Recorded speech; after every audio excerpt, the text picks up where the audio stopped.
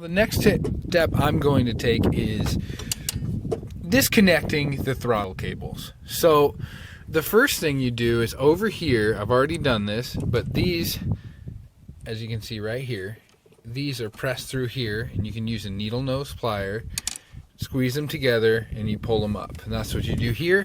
Same thing over here. What we do is we squeeze these together, and then you can pull these free.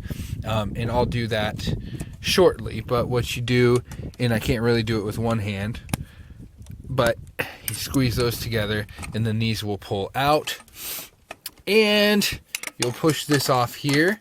Once you do that, you'll push that off here. As you can see, you can use either a needle nose or you can use a screwdriver to push that off here. And then once you loosen this right here and pull it up and out, you can then push it out right here. You can push this out all the way, and boom, and it comes out and you're done. So as I have these disconnected now, you pull it out of the runner there, and then you simply take it out there.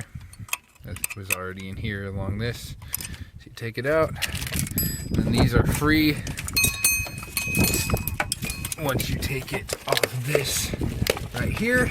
Had one more little placement down there, and then they are free to be pushed aside, out of the way, and reconnected once you put the other engine in. Alright, so the next step I decided to do was remove the heater hose, or the heater core hose, back here, and remove them to the two places they are here, which is right here and over in here. And in order to do that, I was going to have to do a few things. First, in order to get them out of there once I'm done, I have to remove some connectors. So I'm going to remove this connector right here and this connector right down here. So these two, the bigger and the small one, and then these two connectors right here and right here, so I can move that up and out of the way. And all of these, the heater hose, all of them have 4 clamps.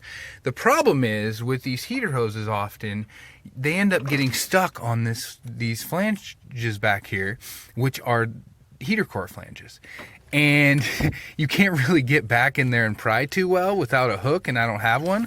So I ended up, instead of breaking the heater core, as has happened to me in the past, I decided to just use a knife and split and cut the hoses so I can get them off. And I will replace those hoses, or if this one is long enough, I'll be able to cut it shorter and still use it. But so I took those hoses off, and then I also took the lower radiator hose off here, and it had a spring inside of it. It looks right like this. This is the side that goes in. It had a spring inside of it. And then I also took the upper radiator hose off of here. And remember, it connected to the radiator. And so it's right here. I'm going to take those all off. It'll give me a lot more room.